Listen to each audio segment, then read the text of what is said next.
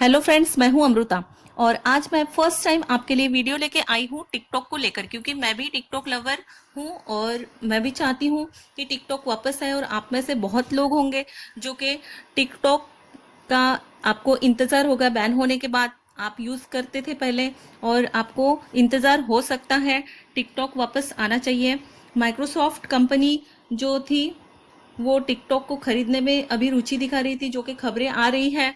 और अगर अमेरिका में अगर बैन नहीं हुआ, अमेरिका में अगर बैन हो गया तो फिर टिकटॉक का आना मुश्किल है।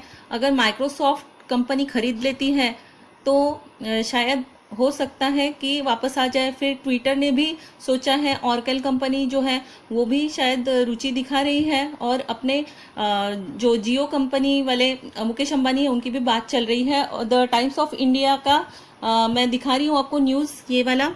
तो वहाँ पे मैं आपको हिंदी में पढ़ के सुनाती हूँ, हिंदी में आपको ट्रांसलेट करके बताती हूँ इसका। तो देखिए, टिकटॉक ने ट्रंप पर अमेरिकी प्रतिबंध की धमकी दी है, इसे चुनावी चाल कहा है।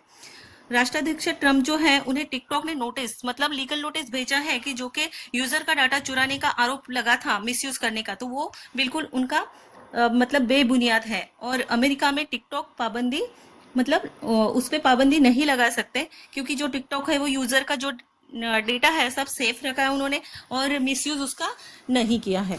तो देखिए यहाँ पे उन्होंने बोला है कि चीन विरोधी बयानबाजी को ईंधन देने के बहाने वो बुला रहा है, क्योंकि वह पुनर्मिलन चाहता है। टिकटॉक ने कहा है कि यूजर्स की डेटा और गोपनीयता और सुरक्षित रखने के लिए उन्होंने बहुत असाधारण उपाय उन्होंने किए थे। और टिकटॉक ने एक ब्लॉग में और भी कहा है कि हम सरकार पर हल्के में मुकदमा नहीं करेंगे, क्योंकि बात ही ऐसी है। और ट्रंप प्रशासन ने कहा है कि अमेरिकियों को टिकटॉक का जो यूज़ है वो सावधानी से करना होगा, क्योंकि वो डेटा चुरा सकते हैं। लेकिन टिकटॉक ने इस बात का खंडन किया है।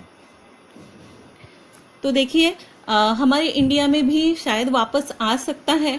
और अमेरिका में अगर बैन नहीं हुआ और किसी कंपनी ने ये खरीद लिया टिकटॉक को, तो शायद हमारी इंडिया में आ सकता है।